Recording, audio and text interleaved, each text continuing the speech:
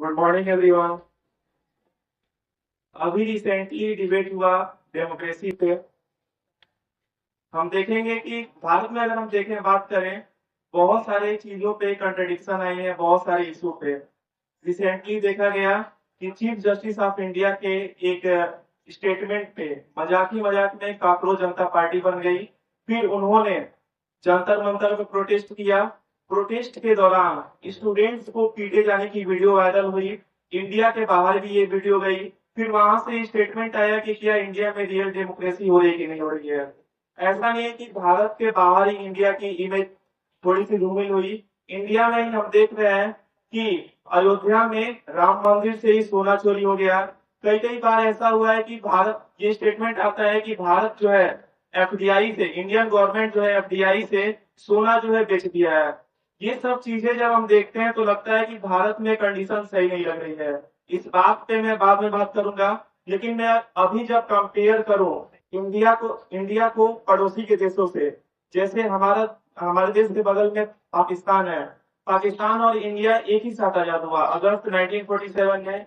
आज तक पाकिस्तान में ये रिकॉर्ड है कि कोई भी ऐसा पीएम नहीं बना है जो 5 साल लगातार रूल किया हो।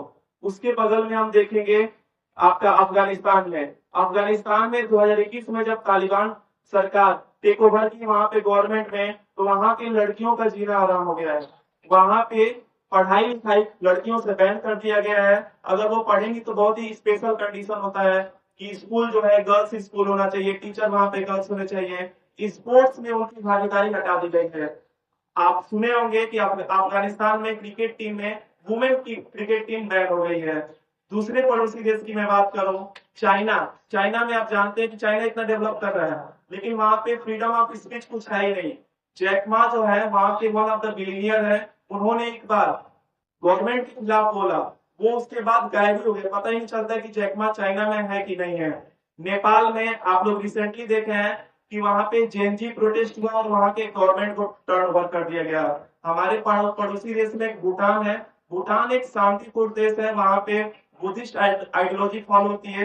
उसकी फॉरेन पॉलिसी नियरली हम ही सेट करते हैं कि कैसे रहेगा। बगल में आपका म्यांमार है। म्यांमार में आपका 2021 में इलेक्शन हुआ। इलेक्शन में आंग सू ची की वहां पे सीएम बनती है।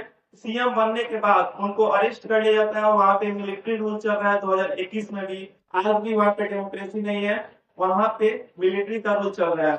फिर बांग्लादेश में आप लोग सुने सुने होंगे 2024 में वहां पे वहां पे दंगे हुए, सोसाइटी में दंगे हुए। वहां के जो पीएम शेख हसीना, उनको देश छोड़ के भागना पड़ा और वो इस समय दिल्ली में है, भारत में है।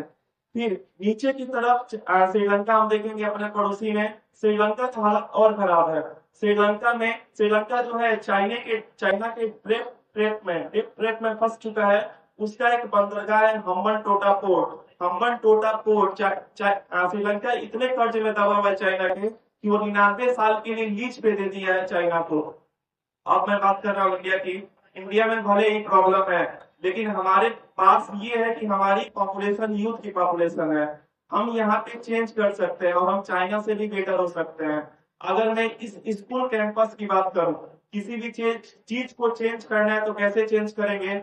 जैसे स्कूल कैंपस में मैनेजमेंट है, इस स्कूल का मैनेजमेंट बहुत अच्छा है। जैसे मैनेजर्स है, मैनेजिंग डायरेक्टिंग में है, प्रिंसिपल में है, सब बहुत अच्छा है। उसके बाद आते हैं हम टीचर्स और स्टूडेंट। जैसे मान लीजिए कि मैं अगर कोई भी चीज पढ़ा रहा हूँ, मेरे 100% देने से ही कुछ नहीं होगा।